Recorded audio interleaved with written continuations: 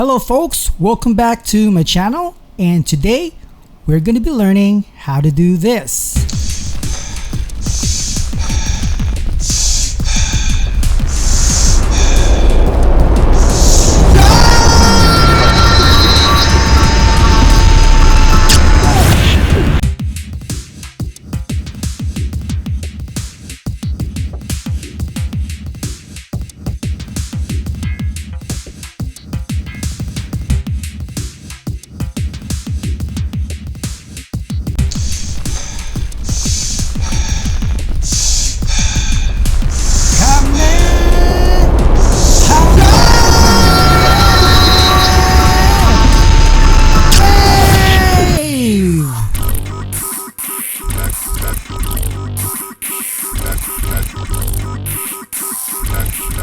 That was a lot of effort. Sorry about that.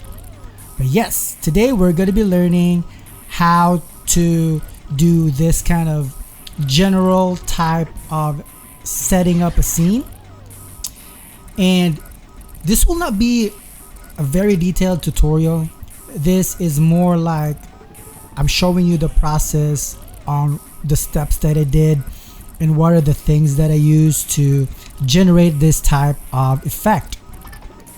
So without further ado, let's get to it. First thing is the raw footage, and I'm gonna show you. So this is my tree setup right there. I hope it's clean enough. So this is warning, this is PG-18 right here. Boom, right there. So I'm completely naked with my boxers on.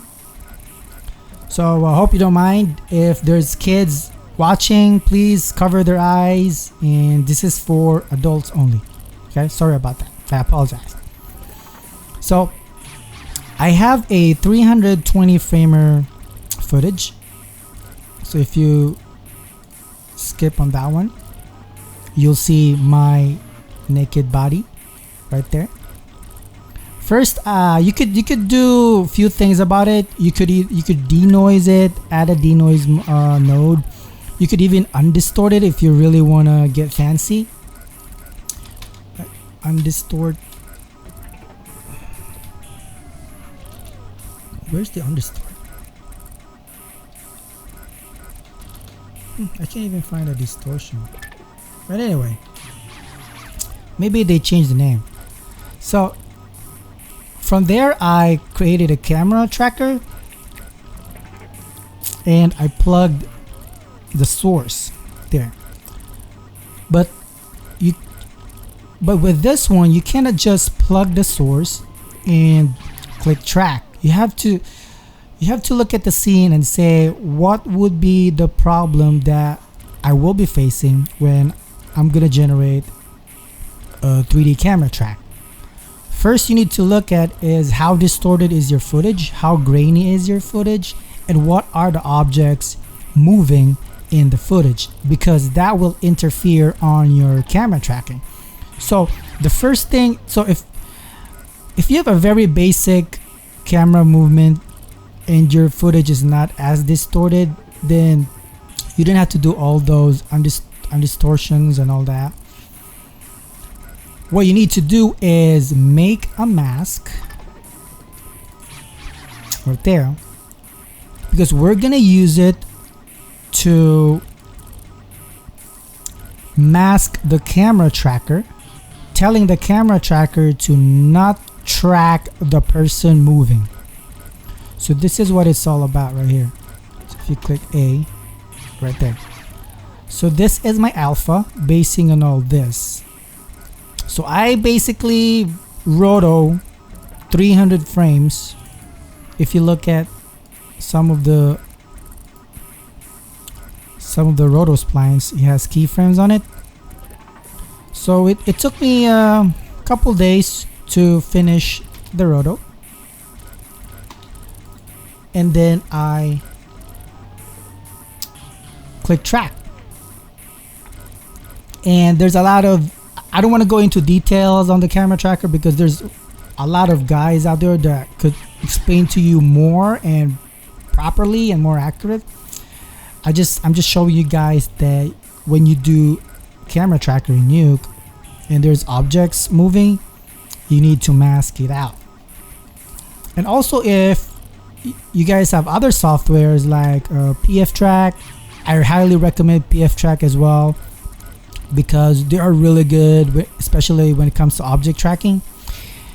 And also After Effects tracking, 3D tracking tool, they're really good. They're really accurate, so those are highly recommended. So after you generate a track, you click solve, right? And then it gives you this option right here.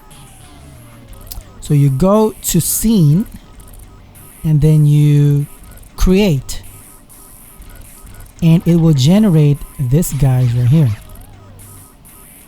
a scene and a camera basing on the tracks that you have. So I only have an error of 1.39.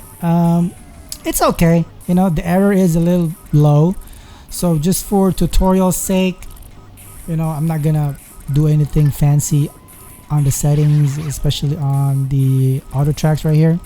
There's some things that you need to do, I just forget how, so pardon me for my lack of knowledge when it comes to camera tracking. But there's a lot of tutorials out there in YouTube that specifically talks about camera tracking and advanced techniques. Again, mine is more like a general basic overview on what I did, and I could show you little things here and there, but if you have more questions and you want to dig deeper, then please go to other tutorials. So after that, I did bake and export my tracking information using a Riot Geo. This one, I believe you could only have this in Nuke X. Yes, if you're using the ordinary Nuke, I think you can't access it. So Riot Geo, go to file and export it as a .fbx. So if you let's go here, projects, tutorial, Sayan, Nuke. I could create a file, fbx, there, and I write Sayan cam percent for the fbx, and just click all the choices here, and then you select the frame range 0 to 327 and click execute right there. And then after that one, now we have it. And make sure you've done all the rotos, okay? Because sometimes you know, people forget to stencil out the object when they're tracking. So after this one, after you export the FBX, then we'll jump on to 3D Max. And let's go to 3D Max right now. Alright, so we're here in 3D Max, 3ds Max. And I'm using a very old version, 2012, since my computer can't handle the new Autodesk Max. So after you exported the Nuke tracking data as an Autodesk FBX, you just have to import, go over here, import, and just locate the file where you wanted it to be. And also, for the background image to appear on your 3D Max interface, you need to press Alt B, viewport background, go to files, and locate where the footage is. So again, this is not a beginner's tutorial. This is more like an intermediate, all the way a little bit advanced, since it involves object tracking. Now, my object tracking skills is not in any way advanced whatsoever. This is a very ghetto type of object tracking because I rely more on the tracking, on the nuke's camera tracking. So that's the advantage of having a footage that is not moving too much. So if you jump from each frames, like say I go to frame 40, so the object is matching with the person, and I jump from frame 100.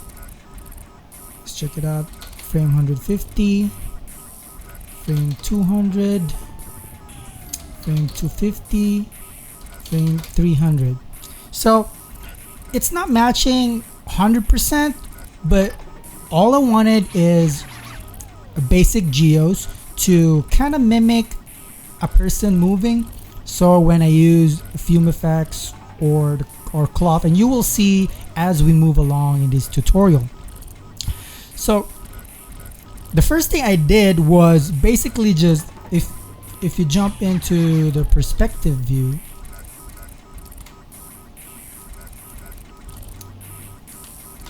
what I did was I basically just modeled like a very primitive shape on the thigh, and from there I put keyframes on it.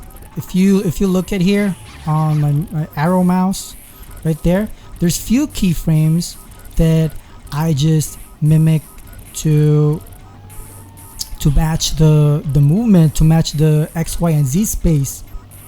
So if you move to frame 100, basically it's the same thing right there.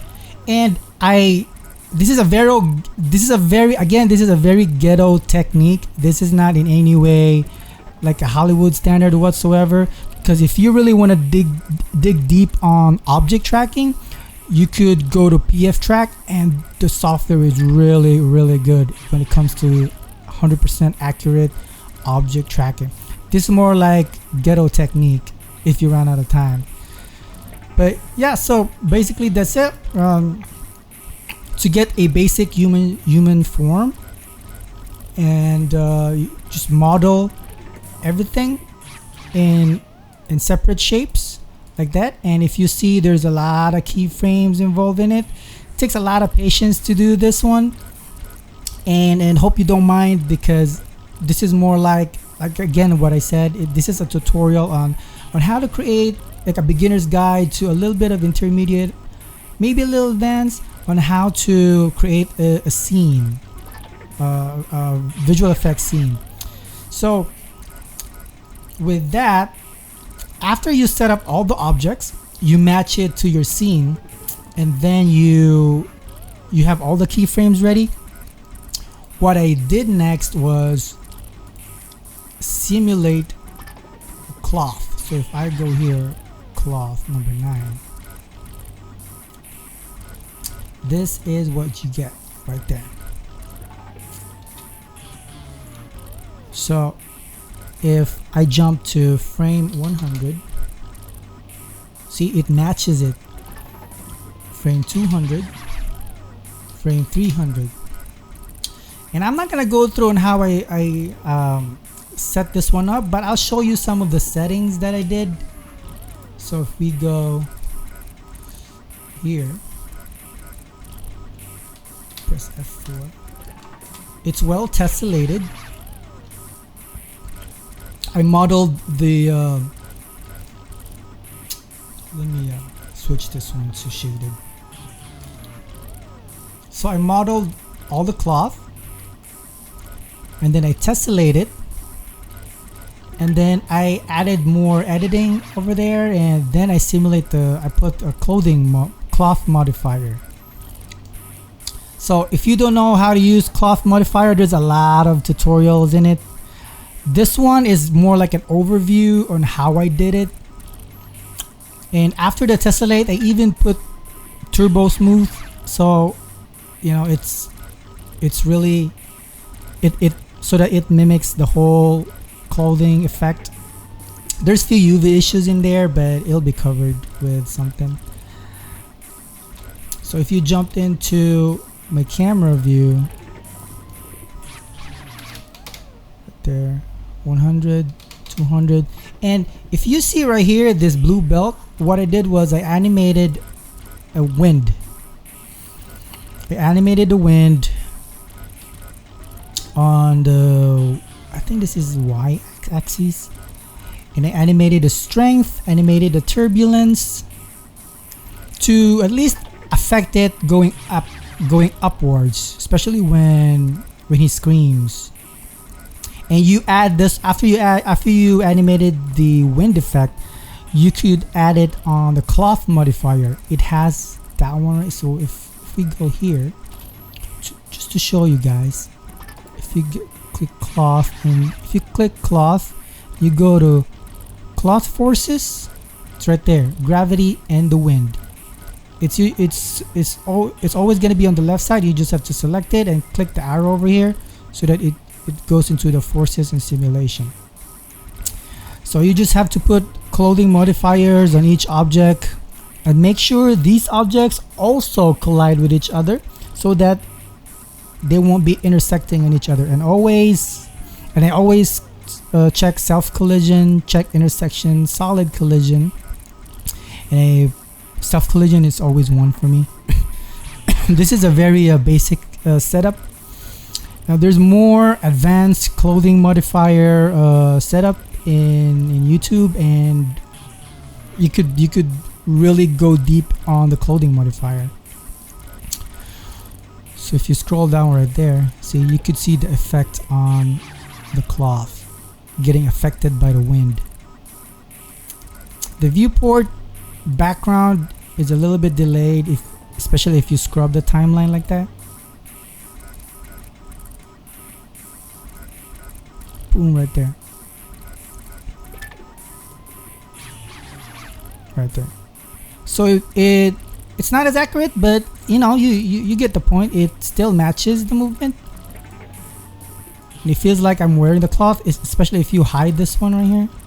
If you do like that, you just have to make a holdout render on the clothing. So say you're done with this one, and the next thing to do is you simulate the fire. I did a couple of fire simulation, but let's try this one. I'm not sure if I still have the, yeah. So what I did was I lowered down the test. I turn off the turbo smooth of the clothing so that the calculation will not be intensive. Since oh, by the way, I use fume effects for the smoke and fire. So I made sure that it's very low poly, and the settings in the PF and the settings in the fume effects is not as crazy, just enough for my computer to handle. So if you go to, just to give you like an overview on how I set up the fume effects, you could always go to fume effects over here, click the fume effects right there, and you drag a box. This one, you drag a box. After you click this one, drag it, and then after that one you go to modify, and then you see all this, and then you click this one, open fume effects user interface. When you click it, you see this guy right here. And before that, oh, I think I closed it. Before that, don't forget to grab a object source. So to find the object source is usually, I forget where it is. I think it's on the forces, or maybe on the helper. Yes, it's on the helpers tab, fume effects, and then object source, and then you drag it on the viewport, and then you'll generate this one. and then you add all the mesh. Right here, active, you click here, pick object. After you drag the Fume Effects object source, pick object, and then you pick all the mesh that needs to generate smoke and fire. So once you have that, you go back to the Fume Effects UI, and there's also a bunch of tutorials in YouTube, and I'm not gonna go into details over here. It's more like an overview, so just checking some general parameters. The one that I find really important is the size, because this one depends on how powerful your PC is or how powerful your Mac is. So this one for me is the Goldilocks zone, where my computer can get as much detail as possible when it comes to the fire and smoke. And the spacing is 0.25 centimeter. And you know, just balance it out. I did a lot of trial and error on this one, because sometimes when I simulate with a really high size, it crashes. And make sure the start and end frame is the same, and go to also check your output path, where you're gonna save the caches. And then I go to object source, and then I go pick object, and I added this guy right here, the one that we just generated, to pick all the mesh. So this one picks the mesh, this one picks the object source right there, plus the gravity vector and the wind. This one, bunch of winds right here, so that it also affects the one that I used on the cloth is also the one that I picked on the Fume Effects. So same thing, you pick right there, gravity vector, and everything automatically appears here. And just use the default if you want. The turbulence, I kind of animated it a little bit, because it starts from a very slow gradual generated smoke and fire to like a very turbulent one as he screams. Illumination, added some Omni lights in it. Same thing, you pick light, very easy setup. You could go fancy with it, click multiple scattering. I don't want to do this one, it's too heavy, it's very heavy. You could illuminate map, adjust it, adjust the settings as you want, play with it if you want. For the render, the color is I use the color with the orange sunlight to mimic the fire, and I click smoke. I also want to generate some smoke. The fuel, I turned it off. And what else? I'm gonna go to sim. I'm not messing around with this guy right here. I still need to read a lot of this one because I'm not sure how to use this. But the sim, these are all my settings. Some are default settings. Sometimes I just wanted to render fire, so I uncheck the smoke and just I uncheck the smoke and just render the fire. And once everything is ready and set up, you just have to click this, start default simulation, and it will run as needed. And I don't want to click this one because it might overwrite what I already have. So if you have more questions or you need to know more information, there's a lot of tutorials that demonstrates more details than this one. Again, this is more like an overview type of tutorial on what I did on the whole process. So I simulated it, and if you switch to the camera view, I'm not sure if this one will render. So if we test render it, single, make sure it's unchecked so I don't have to, I don't overwrite everything. And you Click it. See if it renders. It's gotta be a little heavy. Oop. Right there. So that's how it looks like when you render it with the cloth. But I didn't render it with the cloth. I usually like assign a black material on the clothing so that it acts as a holdout. So if we go back to our setting, so let's say you've already done everything. You've rendered the fire and the smoke at the same time. But if you want to see the smoke, I could open this one right there. And same thing with all the settings. Go over here, just single. And I'm just using a default scanline renderer, nothing too fancy, just as basic as I can. And then if you render it, oh, I did a fire with a smoke. So that's how it looks like. With 300 frames, it's a little bit of a rendering time. So once you have that, I thought, you know what, it would be nice if I could add stones. So I did I set up the particle flow on stones flying right there. So somehow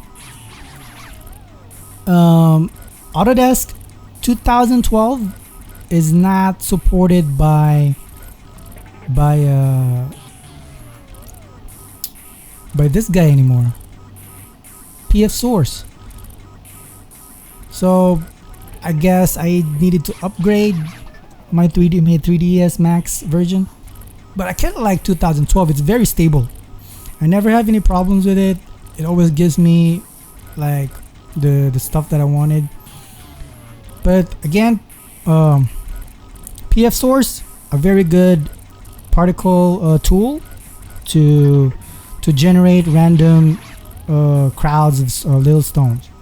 You could also, there's a lot of tutorials online about PF Source, and dig deep with it, and it's really cool.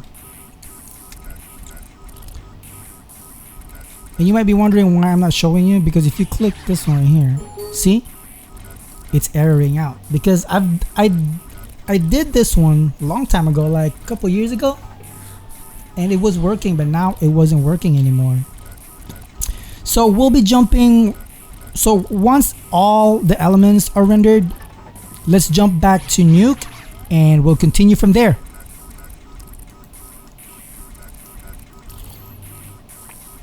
Alright, so we're back here in Nuke, and I already showed you the steps that I did on creating the smoke and fire effects and the stone particles and the clothing effect in 3D Max. So I have them all imported in the scene already. So let's go to each render. So first, let's go to the BG rocks. So those are my BG rocks that I generated in 3D Max. Right there. And this is the clothing. There.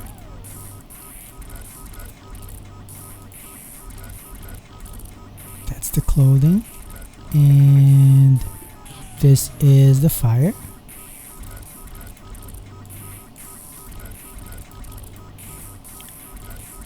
Right there. Where's the smoke? Let me check out. Where's the smoke? Okay, here's the smoke. Right there. If you noticed, I didn't really render a very detailed smoke because my computer can't handle like a very high res smoke. But if you can, please do a detail smoke, because it will only make your shot look really good. So that's the smoke. And what else? The foreground rock, the bigger rocks that goes up in front of the camera. So that's my foreground rock right there. So now let's combine all the elements together. But before that, I'm gonna show you on the BG matte background matte painting that I did. So first, I just downloaded a simple background from Google, and I gave it a shuffle, gave it an alpha there, and I stencil out the background with this roto. Added some color paint to remove the little snaky on the ground right there, and some color corrections, desaturated, and this one I think is to dial down, yeah, the whiteness. And then I frame hold it to 0, and then I use I copy the camera over here on my camera track and use it over here as I put the background and some of these elements right here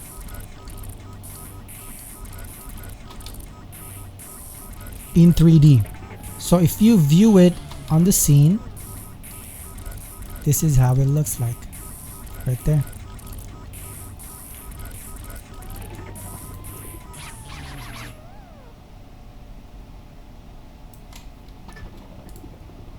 So that is my background matte painting that will move on if you know where the camera is.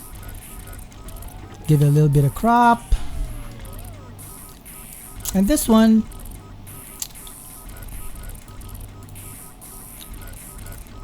this is more like an organic color correction of when the bright fire and generates a lot of light to the ground. It's more like an interactive lighting on the ground. So if you look at that one right there, what I did was I shuffle it on the red channel, grade it up, clamp it, and then I use a basic mask to just limit the information, and I multiply it, animated the multiply so that it kind of like brightens up and lowers down the brightness, and I use a noise to mask the information. So from here it's masked out, so it's kind of organic-y.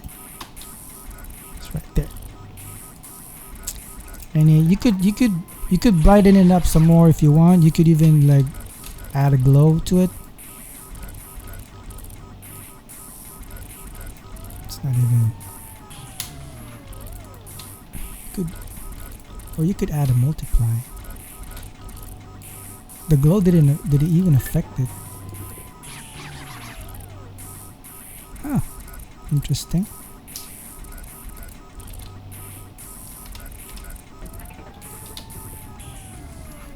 Oh, because it is an alpha channel. Okay, I got it. Sorry about that. Oh, by the way, this script, I did this one like a couple years ago. I just decided to make an overview tutorial on the process because it's, you know, a little interesting to make a shot, and this is by far not the most realistic scene ever. This is a very basic generalist approach type of making an effect. So I understand that it looks a little fake, but you know, that's where we all start. And okay, anyway, let's continue. So from the matte painting, I added BG rocks right there. So if you A/B it, the BG rocks are right there.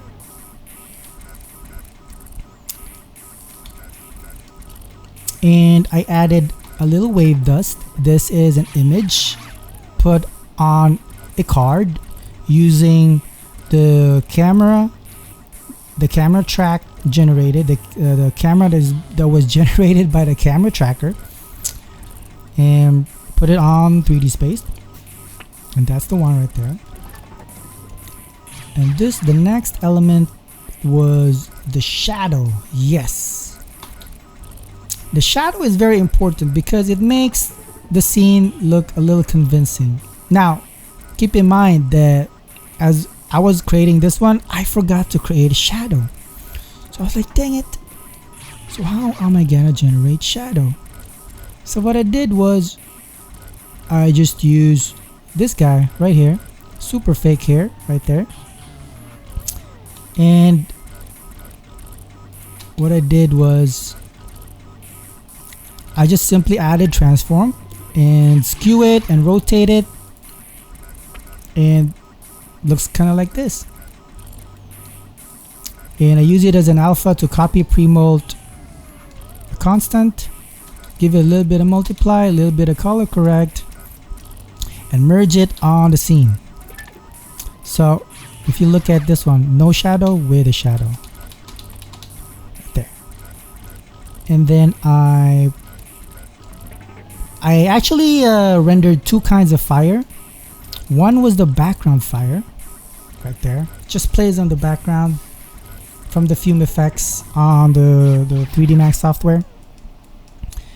And one is the foreground fire, but we're gonna get through it as we move along the layers. So after we added the background fire, I added the cloth.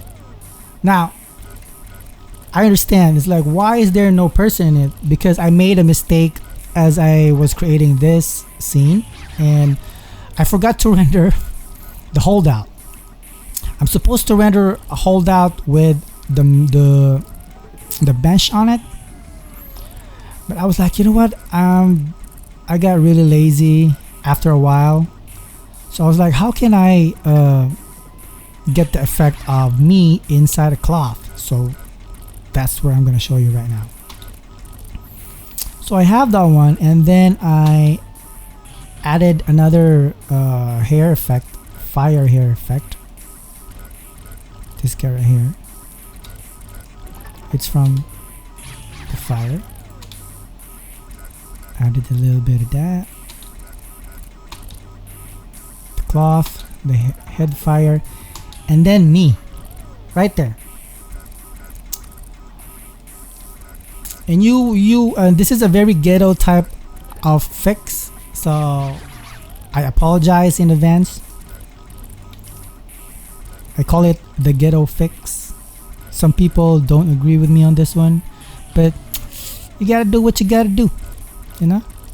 This may not pass, this may not get approved if, you know, like a super high class visual effects supervisor, they may not approve this one. But for an amateur, or if you're like just a hobbyist creating your own scene, hey, why not, you know?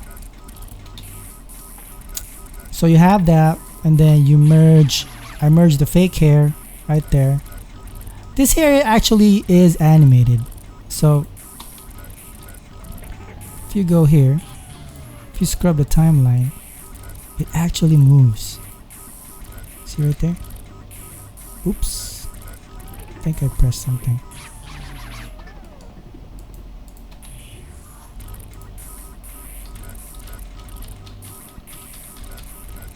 Right there. It's actually animated. I model it in 3D Max and just animate it. You could go deep on the hair modifier. It is really cool.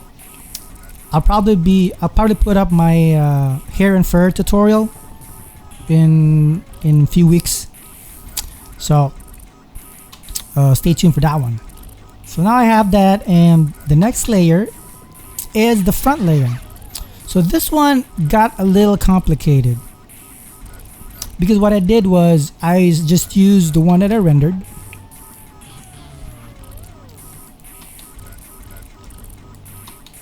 Oh wait, my bad. I think I did holdout. Oh yes, sorry, I'm getting old. Keep forgetting what I did. So I actually rendered cloth with holdout. If you look at this guy right here,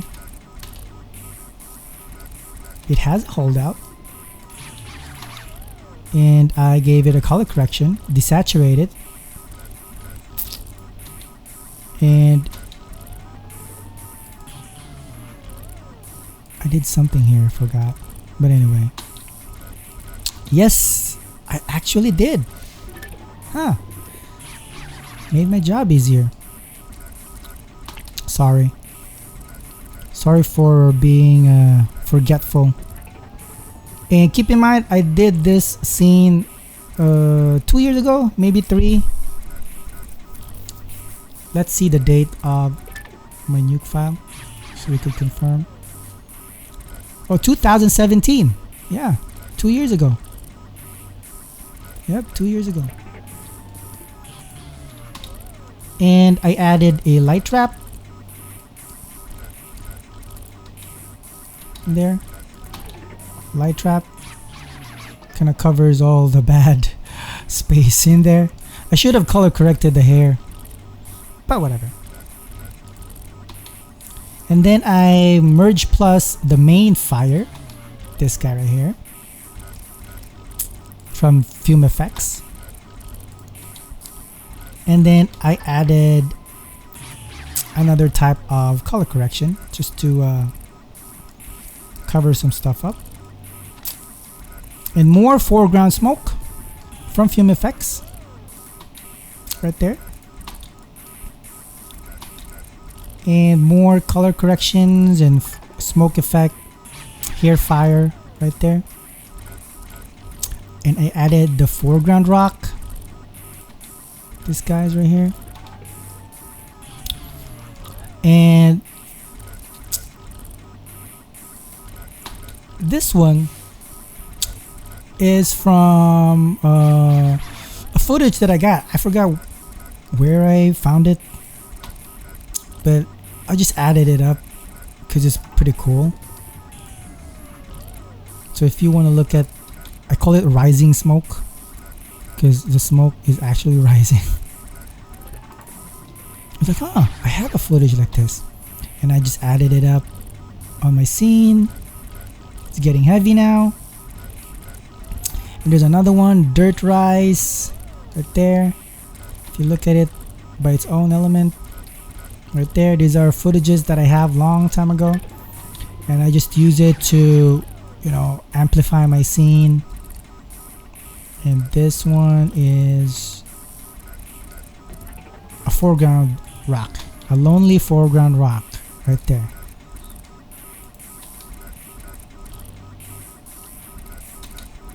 And I added the energy ball right there.